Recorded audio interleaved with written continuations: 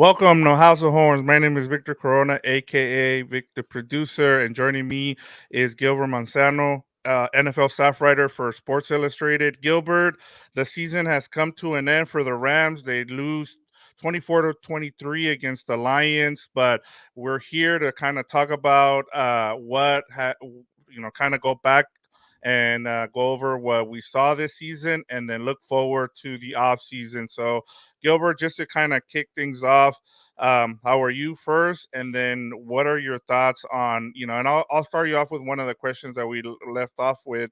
And then, which is from All Good Things. It says, outside of making the playoffs, what is one thing that really stood out to you guys this season?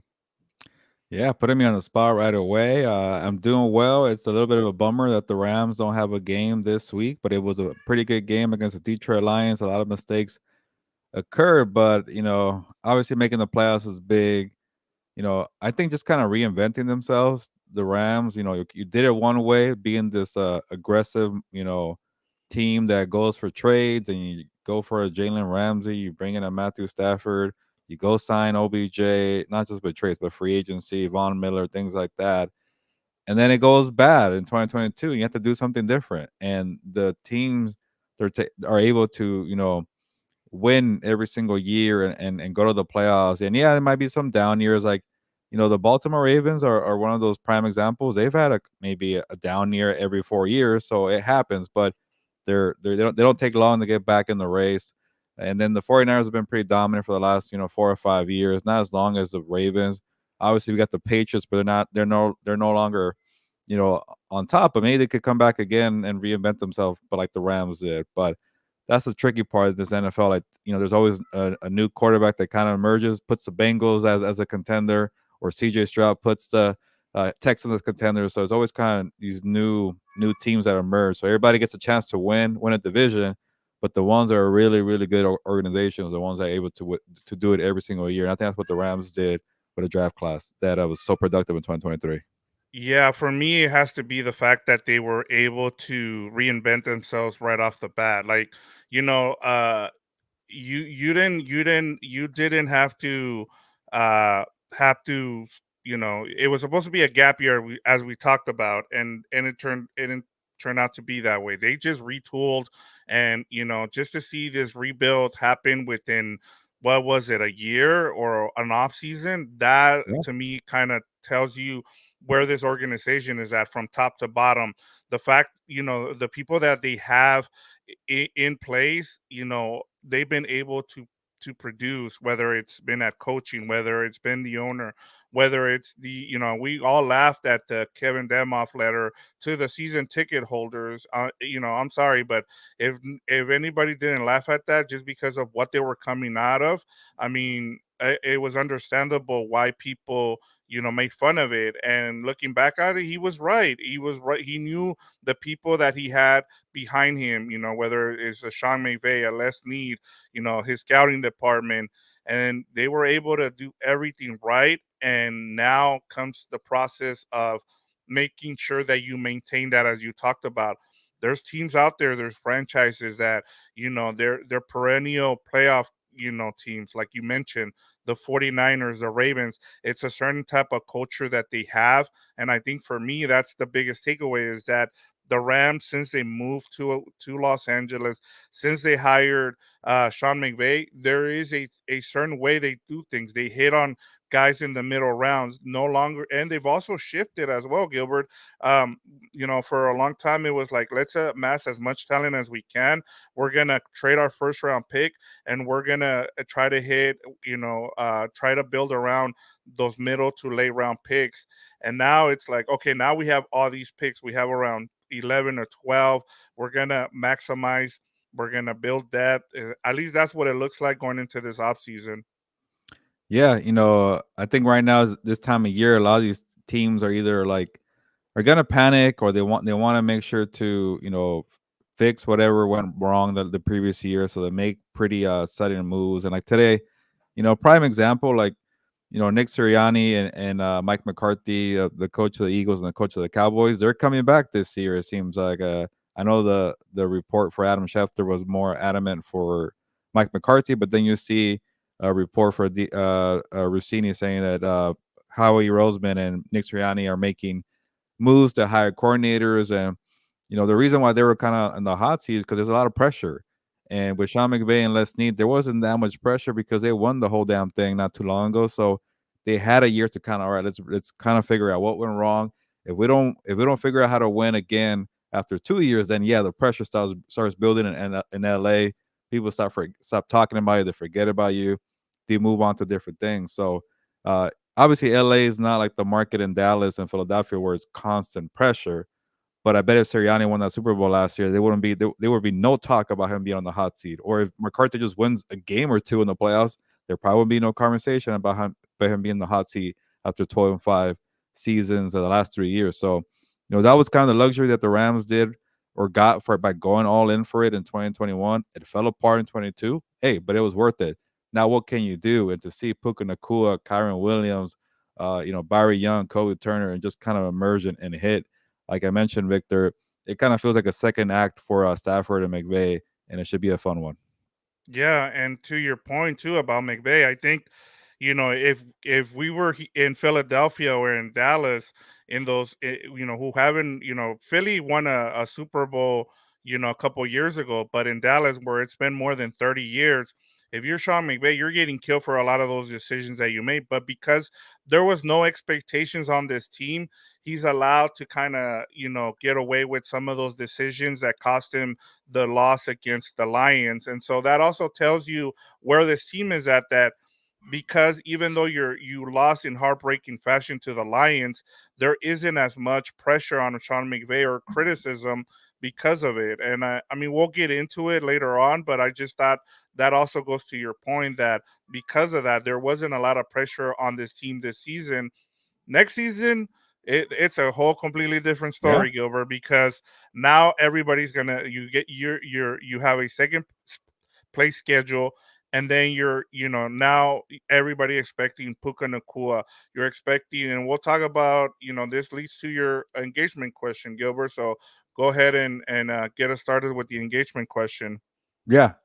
For the engagement question of the week, we got to wake up a little bit here. I think after the season going on such a high and the season is over, now it's kind of like, all right, let's kind of go on vacation, but not just yet. We got to wrap up the season. So, you know, there was a lot of memorable moments, but a lot of them occur from the rookies or the quarterback and staffer. Not too many from Cooper Kupp. It was a rough season for Cooper Kupp. He had to deal with the hamstring, missed most of training camp. You know, he missed the first 4 games of the season, and then after that, he had a couple good games, but not he wasn't a dominant, triple crown winner or the offensive player of the year that he was in 2021, or even last year before the injury. He was a receptions machine. He was doing all the work, and now he could barely get a catch or get on the same page with Matthew Stafford. So that's the engagement question of the week. Should the Rams look to move Cooper Kupp? He still has a massive contract, but I think he might have some trade value. Maybe that could be an option there. But we'll get into it. But for me, I feel like maybe it's an injury. You know, maybe if you kind of see Cooper Kupp as a guy who's going to be a number two, that's fine too. He's making a lot of money for it. That kind of stinks, and it could also hurt your salary cap. But you got to have a veteran leader like Cooper Kupp. You got to have somebody to help out Puka Nakua. Without Cooper Kupp, I don't think Puka Nakua has that type of rookie season because Cooper Kupp told him, okay, this is what Sean McVay wants. You better freaking block. You better able to fit into 11 personnel and do everything you're asked of. Like you're a wide receiver, but you're also a tight end and you're also a blocker. So I think that came into play. But then again, a coach, who's making that much money, maybe it doesn't make sense. But I think for me, give Cooper Cup one more chance. I want to hear from everybody in the chat, or if you're watching the replay, should the Rams look to move Cooper Cup? If you say no, I'm on that side. But if you say yeah, I can see why. He's making a lot of money. He really struggled a year ago. But then again, maybe they won't have many options because of that contract. You can always restructure. You can always say, hey, we'll give you more money up front. Just kind of, lay off the back end, and maybe we could cut you in a year, things like that. But you never know. Yeah, and it'll be a fascinating offseason. And I think it starts with this question here is what do they do? Because we've seen it in the past, Gilbert, with this team where they'll move on. They'll pay somebody. You saw Jared Goff. He had a big contract. They were able to get rid of him, move him to the Lions, and get Stafford. Same thing with Todd Gurley. They were able to get off his contract or pay him off, give him some good money, and kind of release him. So we've seen this from this organization. We'll see. I think it's a little bit of a different thing here with Cooper Cup, just because he was drafted by the Los Angeles Rams. He's incorporated himself into the community, and so you don't hear a lot. I understand that Aaron Donald's been here the longest. He came from the St. Louis days on into LA as well. But I think that the difference is the fact that he's also like the guy that people go to speak. Matthew Stafford just got here a couple, years ago. Aaron Donald doesn't really speak up much outside of just retweeting stuff on Twitter or stuff like that. So, and with Cooper Cup, he's been like the face of this team for since the time they've been here in LA. So there's also that. It'll be interesting to see what their decision is, because I think I would say Cooper Cup is, since the Rams have been back, he's been the most popular player on the Rams since the time he got here. Yeah, I think you're probably right. And I know obviously there was days where Todd Gurley was really popular and he was really dynamic. But Cooper Cup has kind of seen everything from the LA stint. Obviously he came back in 2016. He was drafted in 2017, and he had to work his way up a little bit, so it didn't take him too long. But he did see kind of how things got started. Playing at the Coliseum, going to SoFi Stadium, things like that. But yeah, in this business, you could get old really fast, and this business people could give up on you. You mentioned Goff and Gurley, and Stan Kroenke has the pockets to eat dead money. So when you look at the dead money, you think, wow, no team's going to take that on. When it comes to the Rams, they could, and they could afford it because of Stan Kroenke. Yeah, and I'll share some our guy Delbert Salgado. He says absolutely not should the Rams move Coop. He's a pro and knows the work to get back. He's under contract till 26. Yeah, yeah, his final year is 26, and I'll give you and Rams were patient to rehab Gurley. Tell me Coop doesn't deserve the same, and I'll give you the numbers right now because I wrote them down, Gilbert. Just in 2024, he's owed 29 over right under $30 million. His cap hit is 47 million. And if you cut him post June 1st, it's $17 million. And then next season is where you can kind of cut him because it goes down, the salary goes down. So I would say you're pretty much stuck with him. But as we said, you have Stan Kroenke money to where you can eat some of that money if you want, but we'll see what they decide. And everybody in the comments will get to, and we have Alonso Takanga saying Cooper Cup is done. We'll talk more about that. Stream Shaft, who's a Lions fan, he says time to move him while his value is high still. I don't think his value is that high right now, Gilbert, just because he's coming off a lot of injuries, and so I think you kind of want to build his value up so you can trade him the following offseason. I don't think this is the offseason, but you I don't never know. I know. think I think age also matters. Like I feel Yeah, like by the time next year comes, he's a year older. So I don't know. Maybe you could flip him from I don't know. I don't think you get a second round pick. Maybe you get a third or a fourth. If you think that's worth it, and just kind of get rid of the contract and get a pick out of it, or just say, hey, take on the contract, give us a fifth or sixth round pick, and then you move on. You have more cap space to go sign a wide receiver. I'm trying to think of anybody who's good out there. I know Mike Evans. He's a little older though. He's good though. He's older. Uh, Marquise Hollywood Brown. I don't think he's the right guy. So maybe it might be a quiet uh, free agency for wide receivers, but it's gonna be a really tricky dilemma. I think you could flip them for a draft pick. I think so, but it depends. Like, do you want something that's valuable, or you just want to get rid of the contract, or hey, it's not even worth it? yeah, we have Henry Camacho here. I agree about Cup, although the Rams are good at moving players to where they want to go. So that's also, you need to have that conversation with him as well.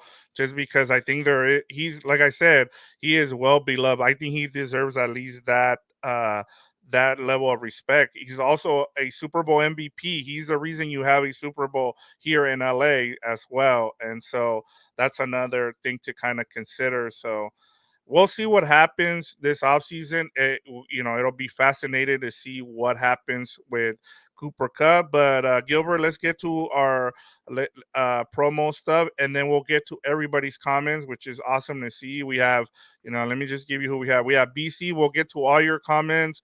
We have Alonso Takanga. We have Henry Camacho. We have AMS, who I have he posted a question as well that we want to from our post game show the other night that we want to get to as well. And we even have a boxing question for you from Delver Salgado as well. So we'll get to all those comments.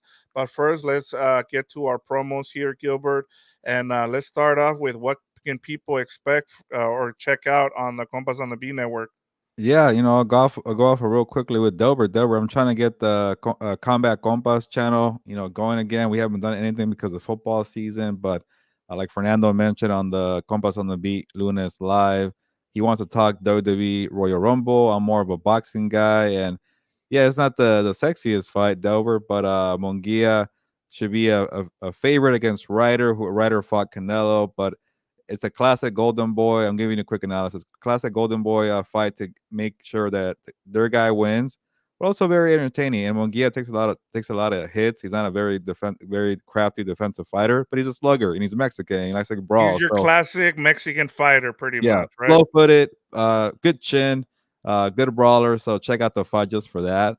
But then again, when everything's on the zone, I'm not a big fan. But Yeah. that's another rant. But check out Combat Compas. We're gonna start picking that up again. And I think a few people subscribed when I gave it a plug. And Delbert, you're leading the charge, by the way. But check out everything we're doing on Compas on the Beat. If you care about Chargers, I know a lot of Rams fans don't. But what's up, boats? Fernando Ramirez and Dan Diego do a terrific job over there. So we have a lot going on here on the network, and we're trying to get to Super Bowl Radio Row in a couple of weeks in Las Vegas. All signs are pretty good for us to get there.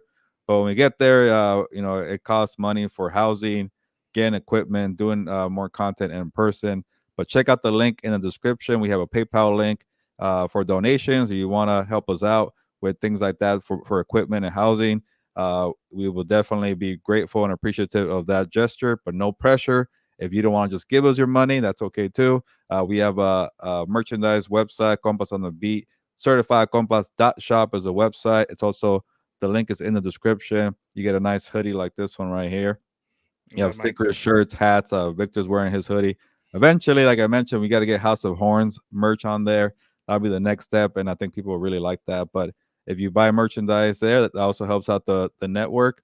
And just keep doing what you're doing. I see people in the chat. I see people liking stuff, people subscribing, commenting. That definitely goes a long way. The more views, the better.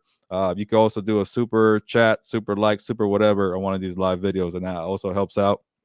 The Worm has been keeping these lights on the last few weeks. Shout out to the Worm if he makes it on here. But yeah, a lot of promos and good content going on here on Combos on the Beat. Yeah, and one more thing, we have a Puka Nakua jersey. Just because the Ram season has come to an end doesn't mean that we're not going to give away the Puka Nakua jersey. So we're trying to get to 1,000 subscribers. As soon as we can get to 1,000 subscribers, we'll give away the jersey. But how can people win this Yeah. giveaway? Yeah, I'm trying to get rid of this jersey. We're moving, but not fast enough. I guess it's my high standards, and blame the Rams. They also have high standards, right?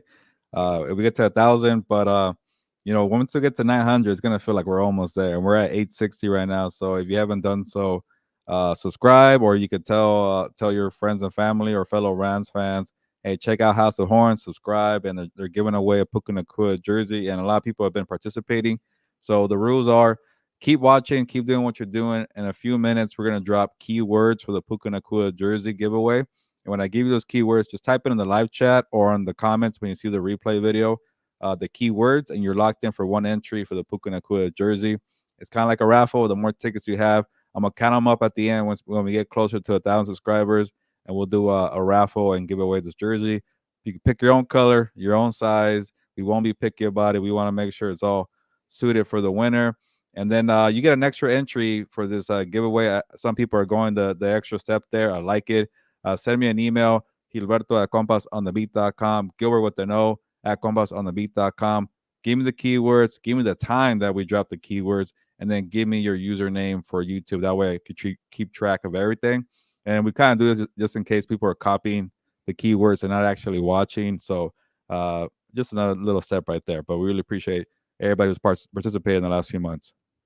Yeah, and it's been great to see people as we grow this community just be able to come on here and we want to make sure we reward you guys for staying with us. It's been great to see the how much support we've been getting, Gilbert. Even as we're at 860 subscribers, it's been awesome to see people hop on here. And even today, as we're wrapping up this ram season, we're not going anywhere. We're planning to be here every Wednesday around the same time. If you guys jump on, I mean, we have so many people on here right now, so that's awesome. I mean, the comments keep coming. So let's get to that, Gilbert. Before we get to the Rams news and notes, let's get to these comments so that way everybody feels that they're contributing here. So BC's already saying he's rooting for the Buccaneers over the Lions, so he's gonna go there.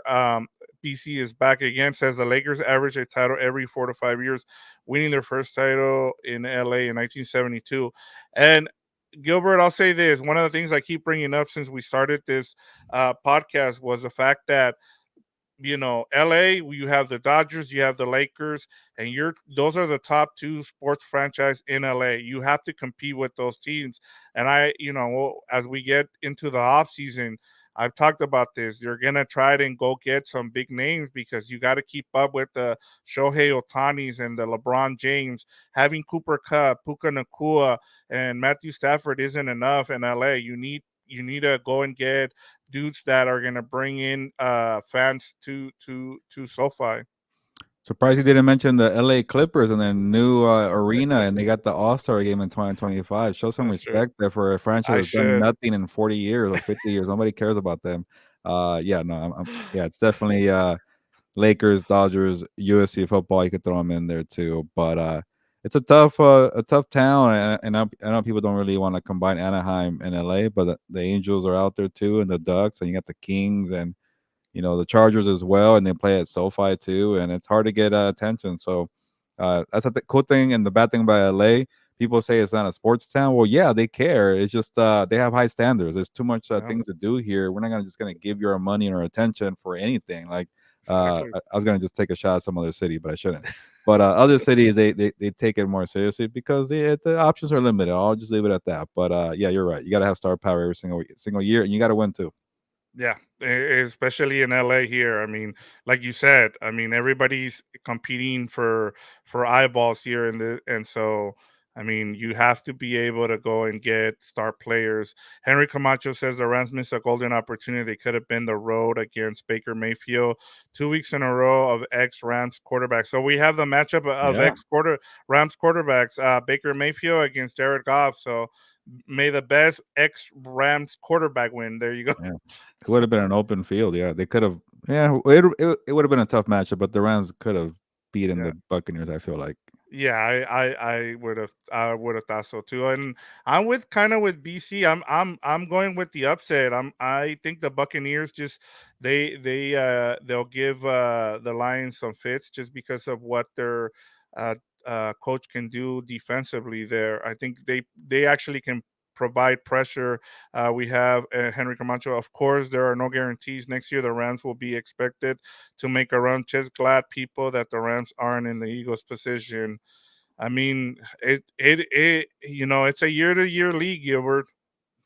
Yeah, they got old pretty fast, but I've seen that franchise. Like same thing at the Rams. They kind of go through cycles of core groups and then they move on. But that core group of Brandon Graham, Fletcher Cox, and Lane Johnson and Jason Kelsey got them pretty old. So they need some new groups there. And obviously, it starts with Jalen Hurts, but what happens with AJ Brown and but that franchise tends to have a way, so I'm not gonna doubt them. And I like that they picked up Nick Sirianni or they kept Nick Sirianni because this guy, he won a bunch of games last year. They were 10-1 this year. They made the playoffs 2 years in a row. So some people get very impatient, but I get it. They haven't won a Super Bowl since 2017. Before that, the franchise never won anything. So Yeah, since the it's 19, yeah, I mean, they were in the Super Bowl in the 79, I think it was. So yeah, I mean, and that's what happens. You become spoiled, and I'm sure Ram fans won a Super Bowl. I mean, you forget that they just won the Super Bowl in 2021, but I mean, people, expect, like I said, there's high expectations now, and so we'll see what happens. BC says Rams and Eagles are both major underachievers, should have more than three Super Bowls combined. I mean, I'll say this about the Eagles: at least they have the stars there, as you brought up, AJ Brown, Jalen Hurts. They'll be back. I don't think this is the last time. Just because they went 1-6 after starting 10-1, I should say. I would keep an eye on them. I want to see what they do this offseason, just because, as we talked about, it's hard to stay on top, and especially that division we've seen. They've had 19 straight different division winners in the NFC East. I mean, that's incredible, Gilbert. Yeah, and it's unless you're the Chiefs or the Patriots, you don't really win, championships every other year. You don't have a dynasty. Uh, so it's tough. That's why it hasn't been a repeat champion since 2003, 2004. So yeah, you could always win and make the playoffs, but I don't see these teams, winning Super Bowls every 4 years unless it's those two teams I mentioned. The Ravens are one of those teams that are always in the fight, but they haven't won one since 2012, 13. So it's been a minute.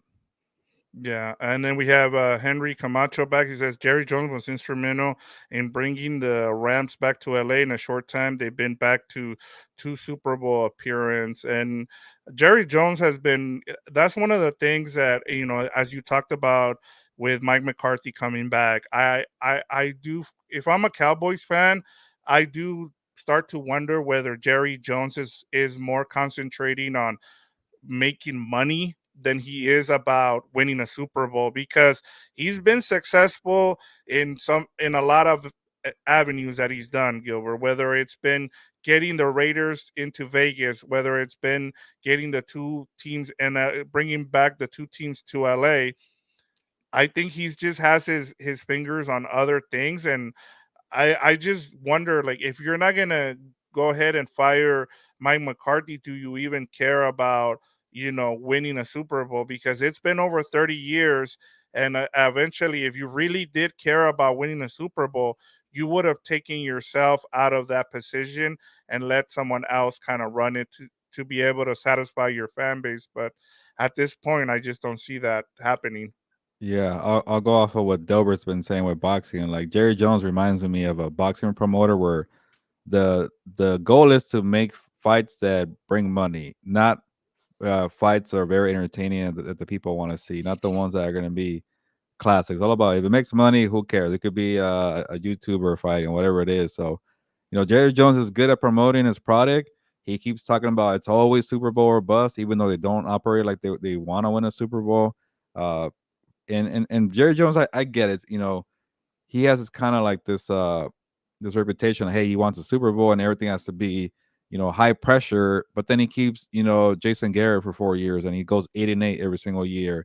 He keeps thinking Kellen Moore is going to be the next guy and he keeps committing to the guy. Or okay, Mike McCarthy won 12 games. Let's keep sticking with that guy. Or hey, Dak Prescott keeps losing the playoffs, but let's keep sticking with that guy. So as long as it's making money and they're being talked about, I don't think he really cares. Just to kind of not to go too far off into another team, at least the Rams are acting like they want to win the whole damn thing. So I don't get this Mike McCarthy move. Uh, their team just keeps getting lost. When it comes to the playoffs, like people give the 49ers crap for not winning anything in 30 years, but they at least been to a Super Bowl. They have at least gone to an NFC title game. These Cowboys just keep getting bounced in the Yeah, wild since card or the since the divisional. since '95, Gilbert, they haven't made it to a conference championship game. They haven't been out A of the lot of teams they have done that in the last 30 years, and they Yeah, haven't done it. That's pretty telling. yeah. And we have AMS here, which we have a question from you, AMS, that I want to share. We'll get into later, but he says, "What position will you draft in the 19th pick?" By the way, I went and I checked out. Is it Dane Brugler or Yeah. from the Athletic? he has the Rams picking JJ McCarthy, the quarterback out of Michigan. Yeah, that is definitely interesting.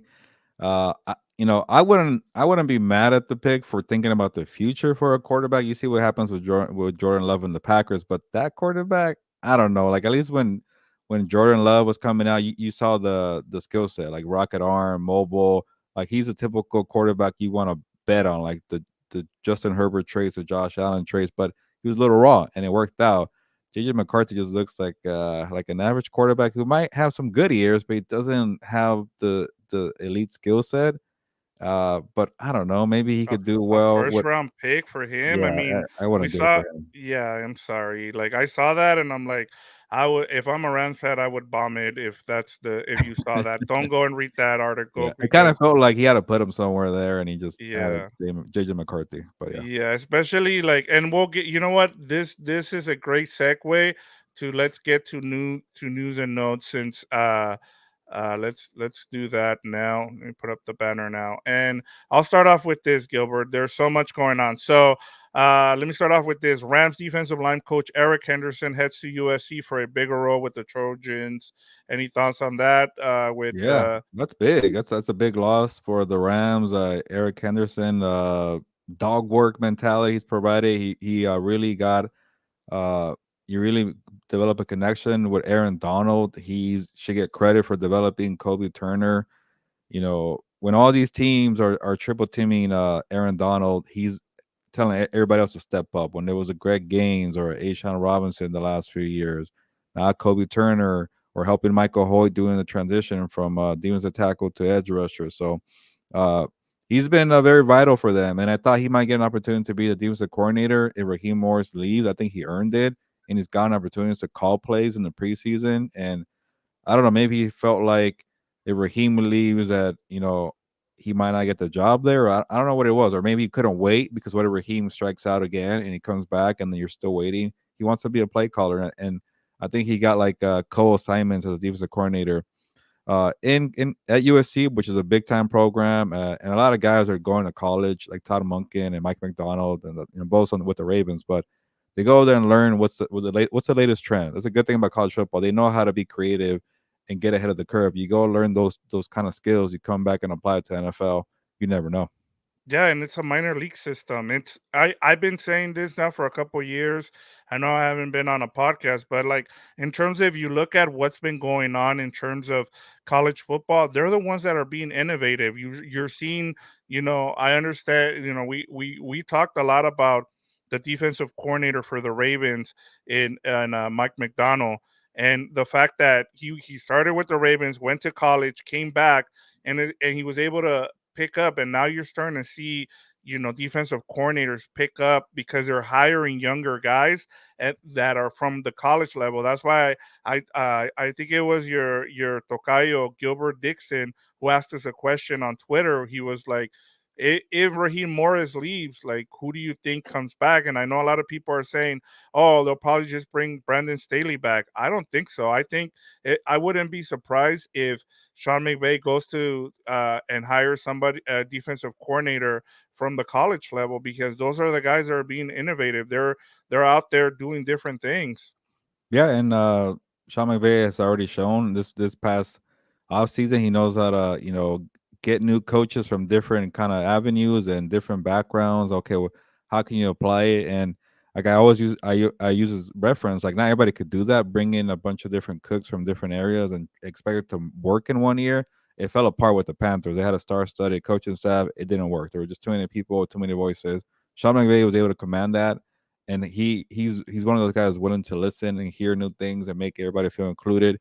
But at the end of the day, you know who's the boss. It's going to be Sean McVay. So, yeah, he's definitely a guy who wants to try new things. Obviously, he brought back Aubrey Pleasant, so he knows he's done that, bring back guys before. But I think he knows that this Big Fangio scheme is starting to lose its luster.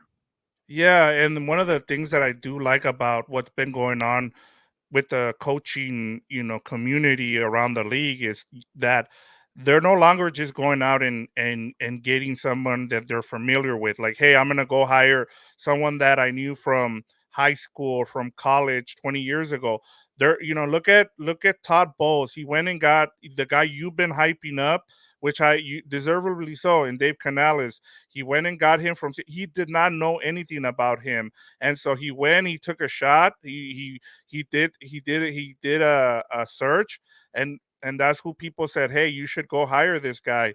Sure enough, look how well now he's up for interviews for head coaching jobs. And so that's what you should do instead of hiring your friends and people who might have a connection with you. Like that's why also, like, this goes to the takeaways. Sean McVay didn't go and hire some of his friends. He went and he hired different type of coaches to fill out his staff. And now you're starting to see. And one of the things he mentioned in his press conference today with reporters was the fact that he doesn't expect to make changes. The only thing that will happen is if those coaches leave for better opportunities, which we just saw with Coach Henderson. Yeah, that's a good thing. You want to have continuity and guys, teaching the same things. That way you pick it up faster. But yeah, you never know where Raheem Morris, and I think I saw Zach Robinson had like interview, right? But I'm sure you're gonna get to Yeah. it too. Yeah. And moving on to our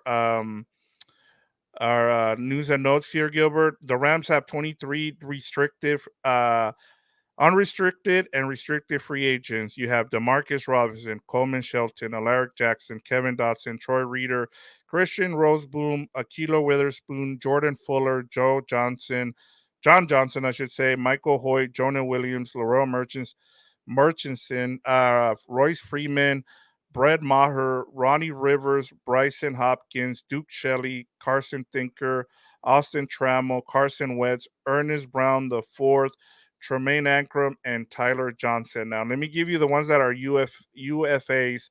You got Demarcus Robinson, Kevin Dotson, Troy Reader, Kilo Witherspoon, Jordan Fuller, John Johnson, Brett Maher, Royce Freeman, Bryson Hopkins, Duke Shelley, and Carson Wentz. So, from those, Gilbert, are you making any priority?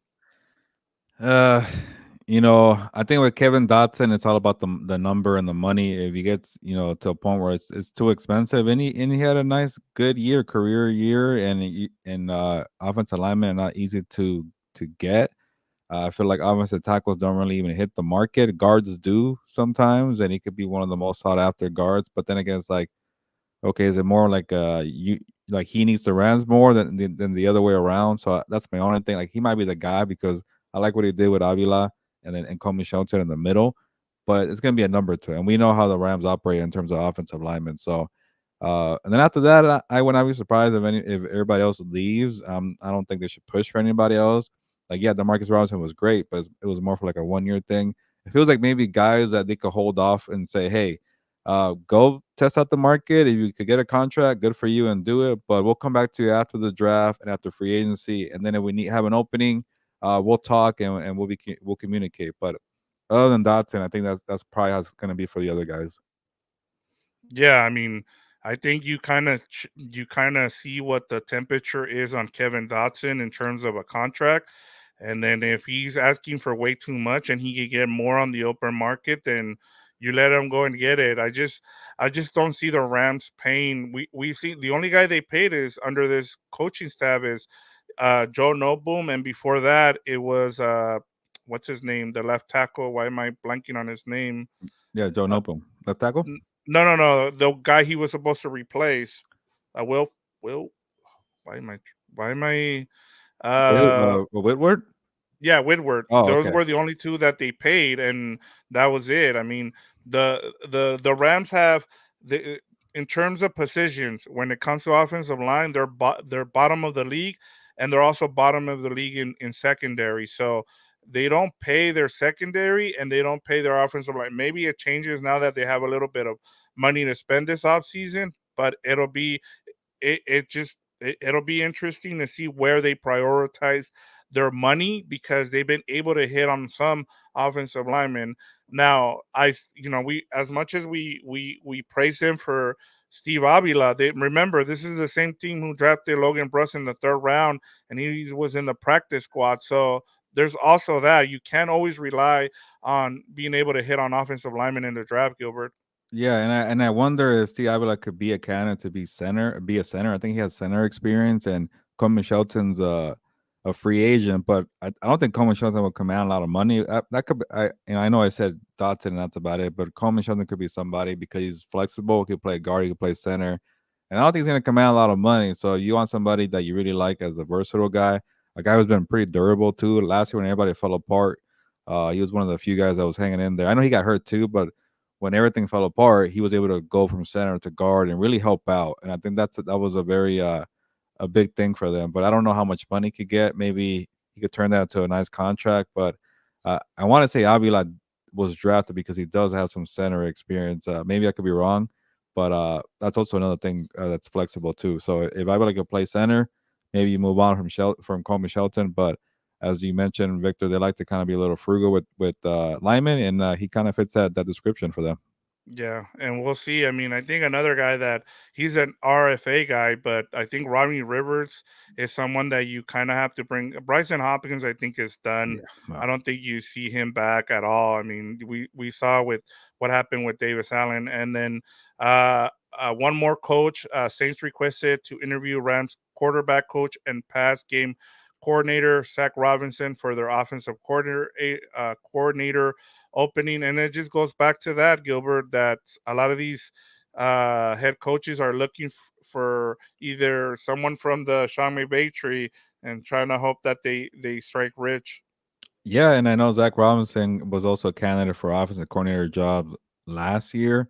It didn't work out, but maybe it's a good thing he stayed for another year with the Rams because the Sean McVay scheme really evolved last year. So that's more knowledge for Zach Robinson to apply somewhere else, and maybe he's ready this time. I got a chance to know him last year. A really cool dude, but also very thoughtful and responsive. I'm like, this is a smart person here. I'm learning a lot from this guy. I think he used to work for PFF too, so he's kind of media savvy. But he impressed me, and he keeps getting more interviews. So we'll see if that works out with the Saints. The Pete Carmichael OC there, the formerly of the Saints, it just wasn't working out for Derek Carr. And then I knew that was coming because Dennis Allen needed somebody to kind of point the finger at. But I don't know if you're Zach Robinson. Do you want to go somewhere where like the coach is in the hot seat, maybe has one more year? Is that the place you want to go to? But it's a start. Yeah, and who knows if he gets fired, maybe you get elevated. You never know. I mean, it's just something to think about. Sean McVay said that Tyler Higbee tore his ACL and MCL. He will have surgery to repair the damage, but because it happened so late in the year, McVay mentioned Higbee may be already a pup candidate. So it doesn't sound good. We might not see Higbee, which also brings in Davis Allen into play. You might see them go and get a veteran tight end in just to fill in as well. They might draft another tight end, but I think Higby. I don't think we see him probably till sometime in October, maybe November. Gilbert. Yeah, that's a tough loss. A little older. I think he did get like a contract last year too, right? Yeah. So they No, were no. trying A or couple this weeks year? ago. Yeah. Yeah, a couple weeks ago. I feel like it was a while ago, but Yeah, yeah, or last and year. Technically, last year. yeah, 2023. But Yep. that kind of tells you they had plans for him for the future, at least for the foreseeable future. I mean, nothing like too long term, but at least 2024 plans. So, but hey, Davis Allen, kind of emerged as more as a pass catching tight end. I think they like Tyler here because he does everything. Yep. And I remember last year, one of the things that Sean McVay got annoyed with me because he couldn't block for crap.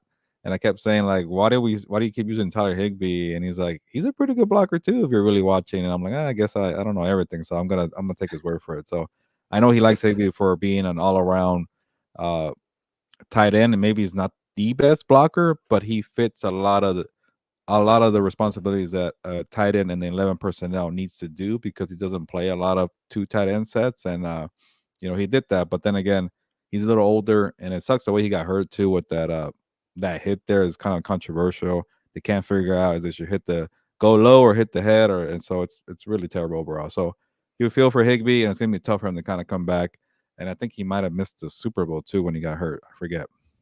Yeah, we got Michael Armenta saying that might be it for Higby, torn Yeah. MCL and ACL. So he does hope that Higby comes back though. So I mean, yeah, it sucks for him, but and we'll get to the rest of the comments here. One last item. Kyron Williams has surgery to repair a broken bone in his hand. and so he should be ready to go for training camp. And then, as we talked about, we had AMS uh, comment earlier. The Rams are going to be picking number 19 because some of the teams ahead of them won games, who were, they were scheduled to pick 22, but because teams like the Packers won, they were able to get the 19th pick now. So they'll be choosing number 19. At least now they know where they're going to be at, Gilbert. Yeah, that's I guess one kind of consolation prize for losing. It's you get the 19th pick, not too Yep. bad. So, kind of towards the middle. So, yes, if you want a positive, that could be a good thing there with the Buccaneers and the Packers both winning. Yep. All right. We are gonna get to these comments now, Gilbert. Rapid fire comments here. Trying to. Okay, so here we go. We have Michael Armenta, who we talked about. What is this move cup talk? Dude hasn't healed properly. He will be back with the Ventures next season. And Gilbert, I'll say this about Cooper Cup. I won't be. We brought it up in the post game show, but I won't be surprised if we hear that he played with either a strained hamstring or whatever, a bad hamstring the whole season. And I think he'll either have surgery or he'll have a whole off season to be able to kind of rest it. And I just think we'll find something out in the next couple of days about his health. Yeah, I don't know. It's a little tricky because it's not like it's like a knee thing or I don't know because or an ankle because I feel like when you have such a sensitive ligament with the hammy, like you can't really do much. Yeah. But it could be something where, like, for the first month when he came back, he was like, "All right, I'm not gonna push it here. I'm gonna just run my routes as best as I can." But that's what I do is get open, but I can't right now. And then by the time that maybe he got properly healed, could have been like, all right, Puka Nakua is the focal point. I'm a little late here, and this guy's balling. Let me do something else and kind of help out that way. Maybe never got in rhythm because just the miscommunication and the lack of connection between Stafford and Cup was really off and weird because they've had such a dominant connection from 2021 and 22 that kind of just fell off because Stafford, once he likes somebody, he really commits to that person. That's why people break records with him. And I'm Yep. not saying he force fed Puka. He did not because that's why the offense was so good. But they were balanced, and some of those carries, we're going to Kyron Williams, and you're a little more run heavy. And then you need to get other people involved, like maybe a Tutu or Demarcus Robinson or a Tyler Higbee. So it's easy to get lost in the shuffle, but you're right. He might come out and say, "Yeah, that hammy took longer for me to kind of heal, and maybe there's something else that maybe came through. Maybe it's an ankle, maybe the ankle from last year. But it is a little strange, and but I also know in this game in football, people get old pretty. Football people get old. There you go. Uh, when you see and the thing with him though, he doesn't rely on speed and being athletic. He relies on being a technician. So that's why I'm okay with willing to bet on him for one more year and not say it's father time. Yeah, and I'll say this, Gilbert, to your points there. One of the things that I saw, and shout out to Solak from the Ringer, and he pointed out that the Rams ran 95% motion against the Lions, and I think part of the reason you saw a lot of motion from the Rams is because they realize that Cooper Cup doesn't have its explosiveness, and they need to get him open somehow because of that. And yeah, part of the reason there wasn't a connection there, they missed on those connections with Stafford was because of that. Like they put him so much in motion, and also that was part of the reason why those two timeouts had to be called uh, in the third quarter was because you're running so much motion and you're doing that in an environment like Ford Field where you can hardly hear. That has something to do with it as well. I think that if we and Cooper Cup isn't going to make the excuse. He's not. I'm just saying, like, you're going to hear him that either he's going to have surgery, or that he wasn't healthy the whole season. But he's not going to say it. Someone else will say it. It'll either be Sean McVay or someone else if they're asked about it. But just looking at how they were running the offense, it just told you that they pretty much realized that he just didn't have the same takeoff, and that's why they prioritize Puka Nakua. Yeah, and it's not a bad thing to be number 2 in a very explosive offense, but we'll see how they do it next year. Yeah. Yep. Henry Camacho says Dawson should be a priority. Don't give up on Tutu. I think Mm, Tutu, he's got one more year left, right? yeah, he If I'm was not second mistaken. round 21, so yeah, he has one more year left. But I don't know. I think it might be time to give up on Tutu. He's talented, but they don't know how to use him, and then he gets lost in the shuffle, and it's very sporadic. And I don't know. But he does have one more year in his contract, so that could just keep him on the roster. But if you have an opportunity to make an upgrade, I'm all for that. Yeah. We have AMS here says should have Kirby Jackson been fine. I don't think it was Kirby Jackson. Who was it? It was Kirby Joseph. Kirby Joseph. Yeah, there we go. He's probably getting confused with Kareem Jackson, who's also known for dirty hits. So he Yeah, combined that's both of them, true. or That they. is Sorry. true. Here we go. I'm trying to go through these comments here. I'm just trying to see if we have any. Okay, here we go. James Wheelock says, when I showed up for coffee the day after the Rams, my friends who are casual sports fans at best, they said, what happened to your Rams? I said, poor officiating. Someone picked up a Lions hat. So there you go. From James Wheelock, we appreciate the comments. Hang in I'm, there, James. yeah. Delbert Sagado says the coach's carousel is just beginning, but can you run an overview of timeline for free agents, draft, OTAs? No, JJ, no. So Yeah. what's the next process? What are we looking at for timeline here coming up, Gilbert? Well, McVay says he's going to take his time when it comes to player evaluations. So I think he's trying to figure out who's going to be on his coaching staff before they get together and evaluate players. But you know, I know somebody asked in the or people are saying in the comments that get rid of the special teams coordinator, but it looks Yep. like he's safe. And we've kind of alluded to this before. Michael mentioned in there, uh, Chase Blackburn should go. But when it's so many young guys were asked to start and you don't have a lot of depth, that really hurt him as a to develop some special teams guys. And I think maybe Sean McVay is considering that, and that's a reason why he's still around. So it was bad. So I'm surprised why he's still around. But I think it's that point where like, hey, we use a lot of your guys. We asked them to play a lot, and then Yeah. it's kind of like slim pickings after that. And maybe guys who are moving up and down the roster from the practice squad, you don't really have a lot of time to work with them. So that could be that. Maybe so figure that out with the coaching staff who's going to be around, and then obviously you evaluate special teams. You evaluate your weaknesses, your strengths. What can you do to improve? And then you attack the combine. But the combine for the Rams, they don't really ever go to Indy. They have different approaches there, and can't knock it. It keeps working for them. That's why you go find a Puka Nakua and you find a Kyron Williams. And you know what? Maybe the combine is stupid because how did they hit on those two guys and everybody else didn't? So whatever the Rams are doing, keep doing it. And then you go into free agency in March, and you know they haven't been big spenders because they don't have that much money the last few years, but now they do, and that's going to be very interesting for the Rams. Sometimes they kind of hit on people from the next wave, like the second or third wave. They get a Bobby Wagner, or they get an Allen Robinson, and things like that. But they're gonna be there in the first wave, and that's gonna be pretty exciting. And they got a first round pick, so it's kind of like I think that's why Delber's asking. It's a weird offseason where they're actually gonna follow the order that everybody else does because Yeah. they have money, they have a first round pick, and then out of nowhere it's a mandatory mini camp and then the training camp.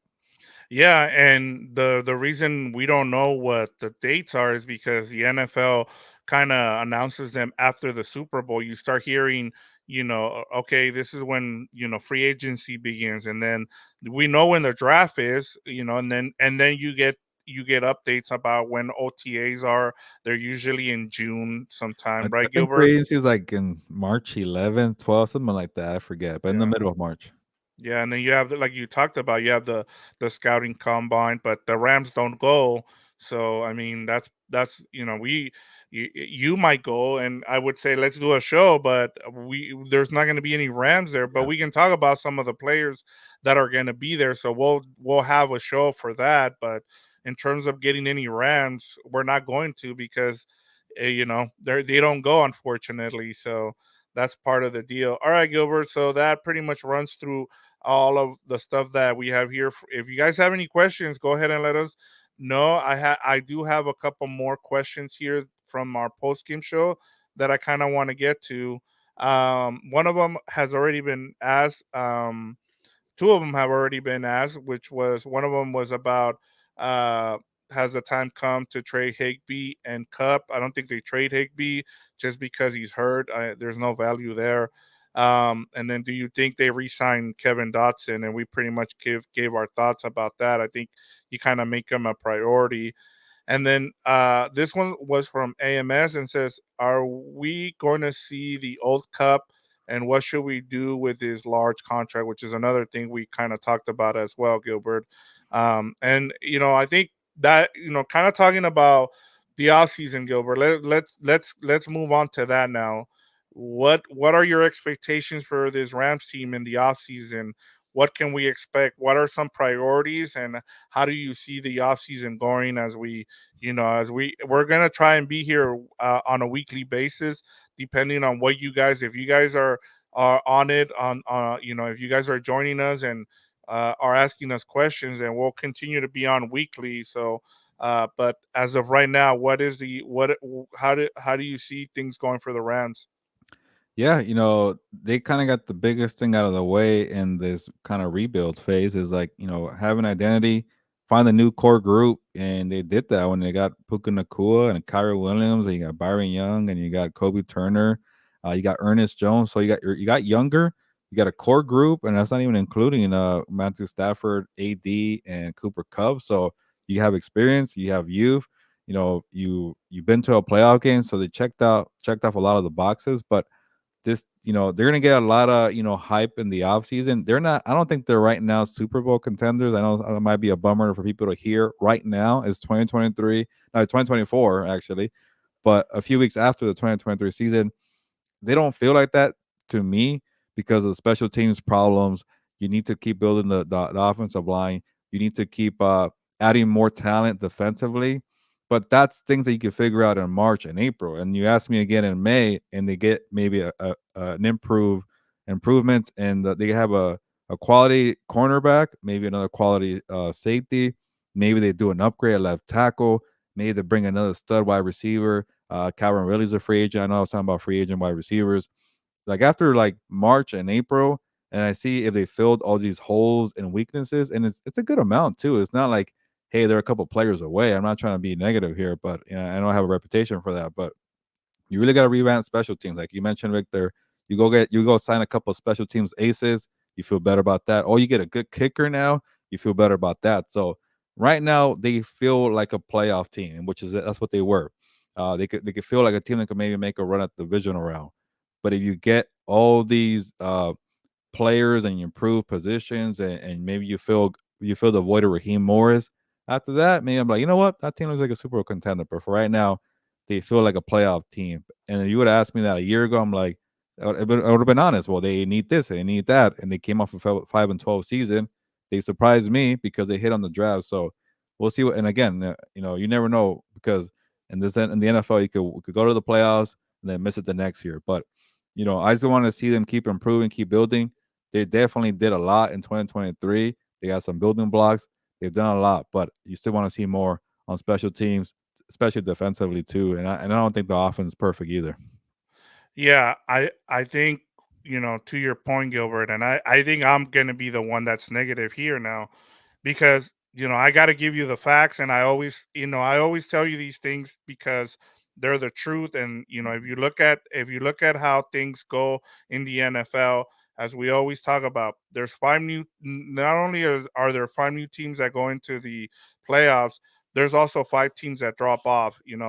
The part of the problem too is why this offseason is very significant for the Rams is you don't want to just eh, you know stay where you're at right now. You be satisfied with what you did this season. Now comes the pressure of what you did. Now there's expectations, as you said, they're going to be a trendy pick next season. People are going to pick them to make the playoffs again, to win the division, perhaps, to and that's where you start believing in things that are from the outside. Puka Nakua, how does he come back?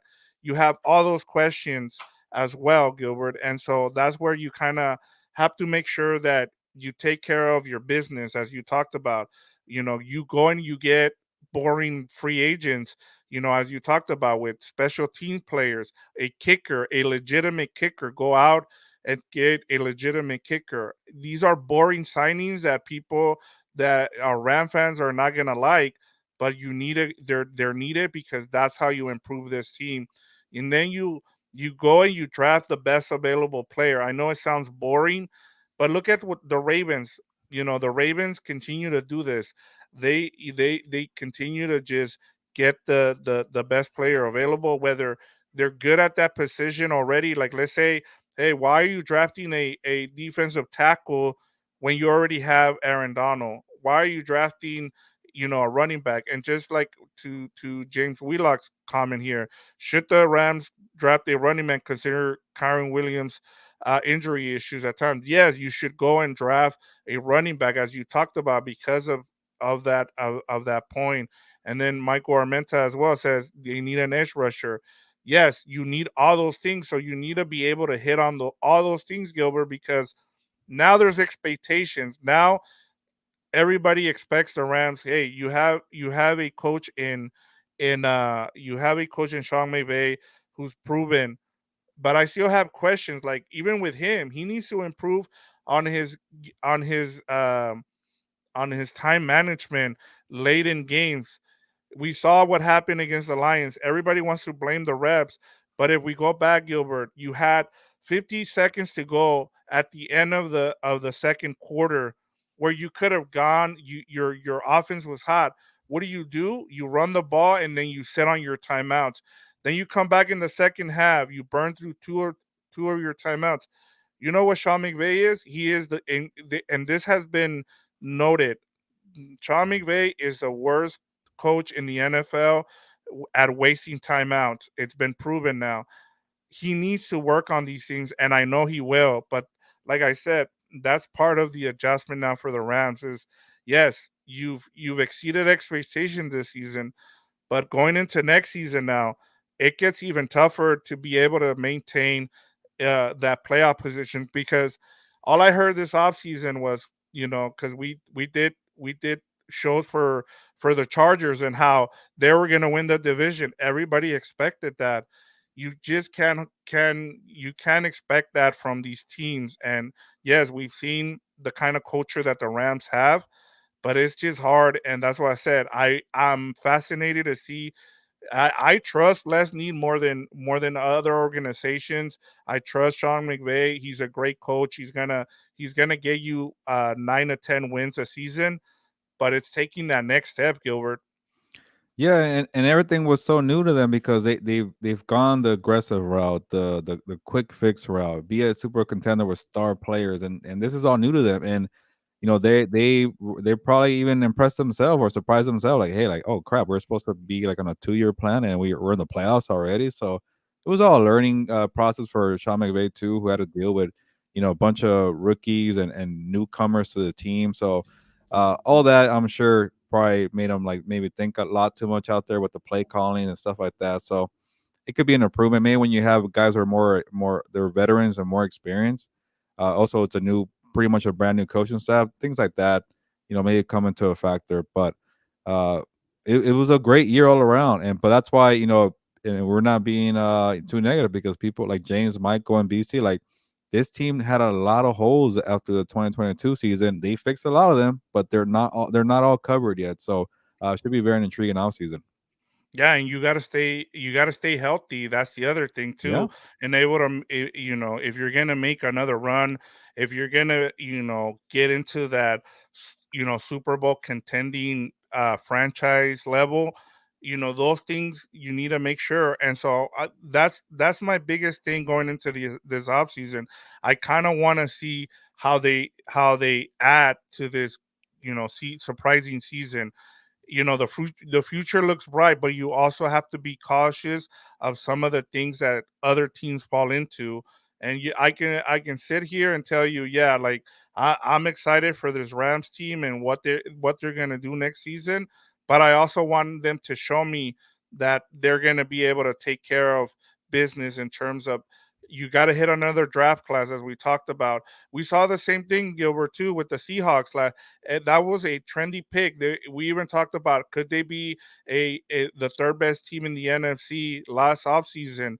and they hit on their draft class again, and yet they failed to make the playoffs. And so I always go back and I look at some of the mistakes that teams make, because you have to look at those things. And so for me, that'll be something I'm going to look forward to during this offseason, because now is the hard part comes for the Rams.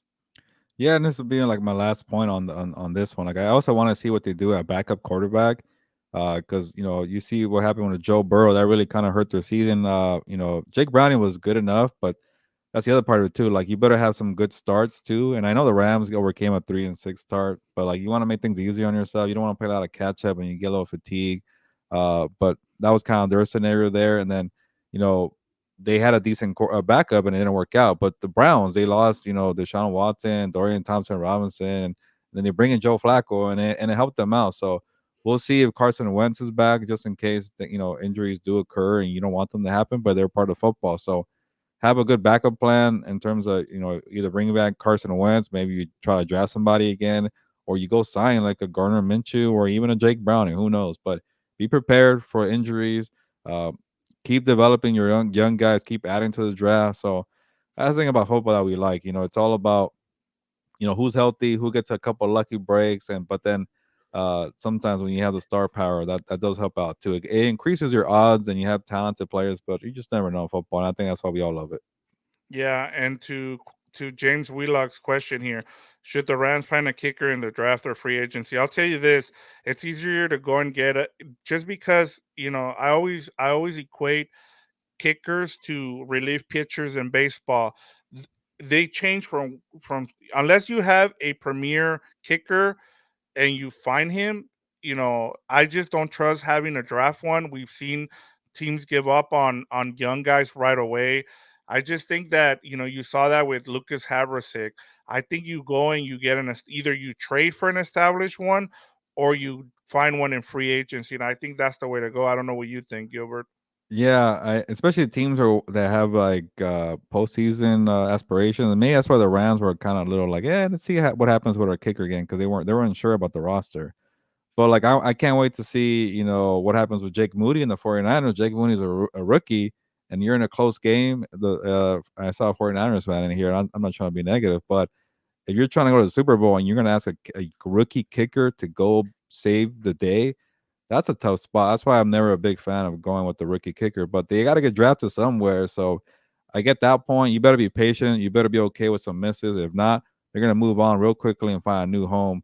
So if Jake Mooney doesn't get it done for the 49ers, he probably gets cut, go somewhere else, and has a career like Young Wei Koo or Daniel Carlson from the Raiders. Yeah, we saw that. I was gonna bring up Daniel Carlson. I mean, he was drafted by the Vikings, and then they gave up on him. The Raiders picked him up, and he's been a Pro Bowl kicker for them. And the other one that you mentioned as well. So I mean, that's the thing. That's why even Matt Gay went around. Like, he Yeah. was drafted by a team. He was cut a couple times. I think he got let go by Tampa Bay, and then the Rams picked him up.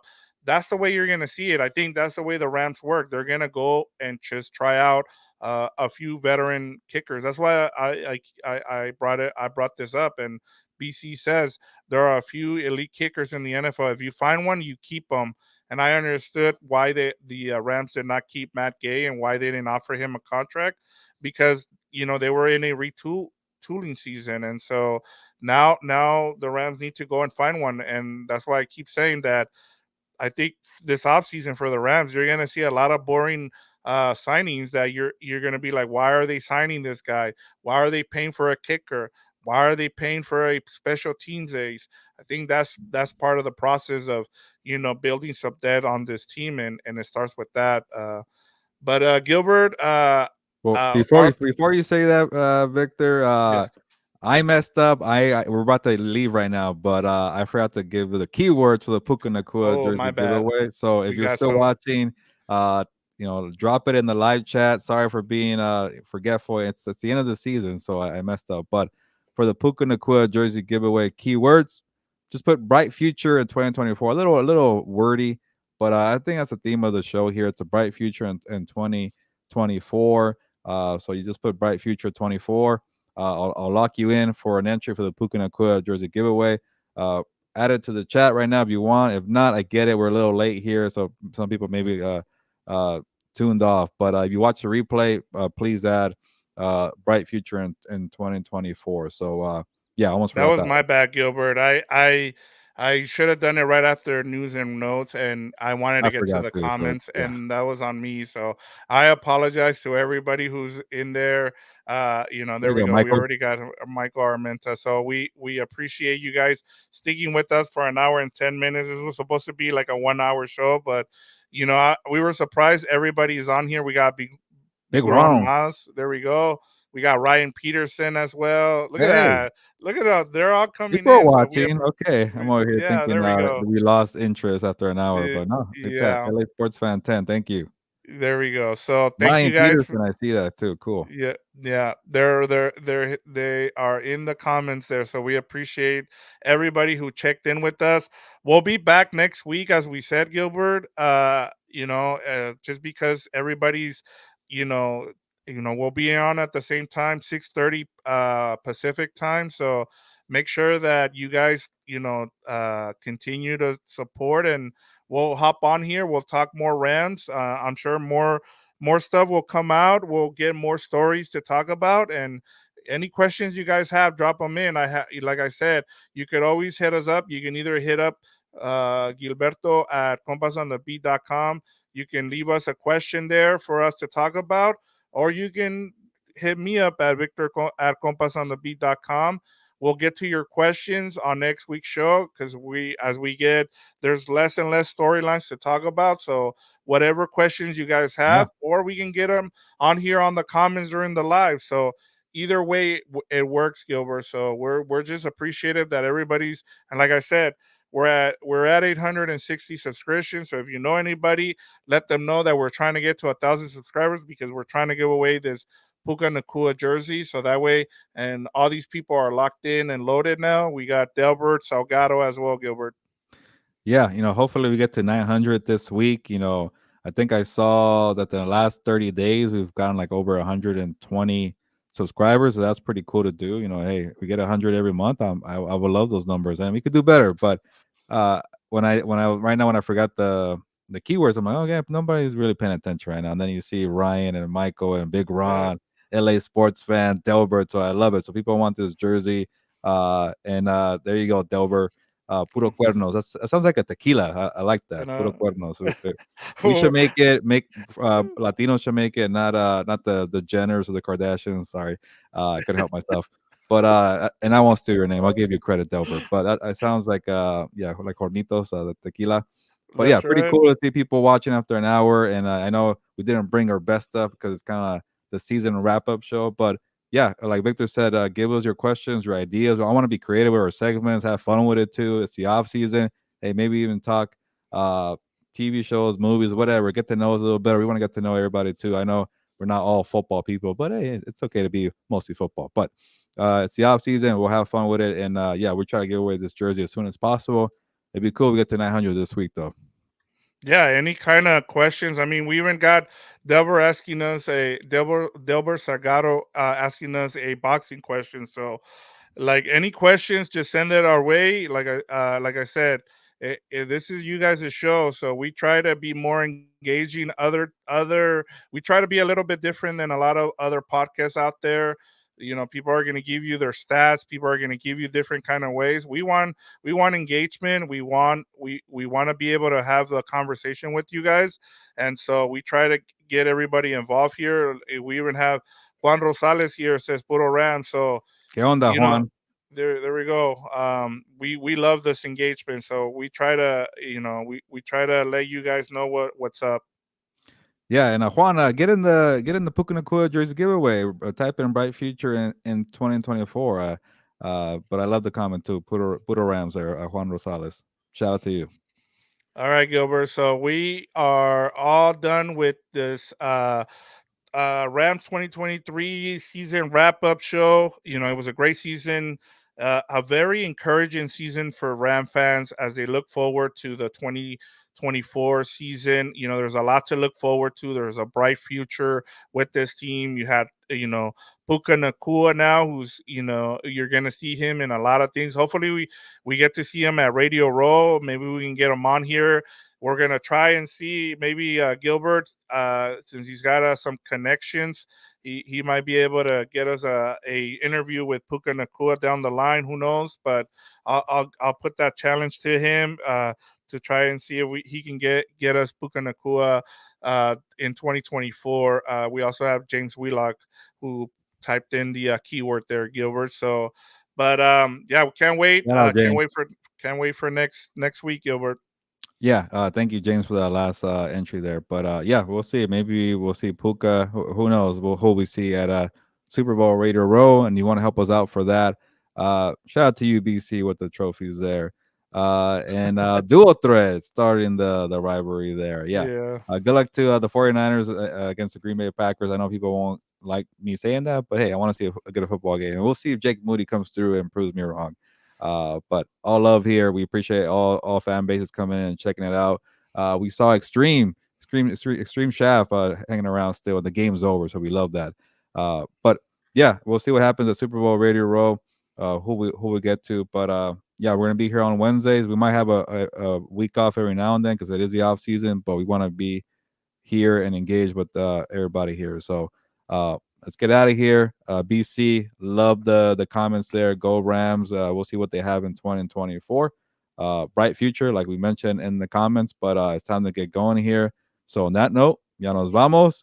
Look at BC starting the rivalry. Ya nos vamos, pues, vámonos.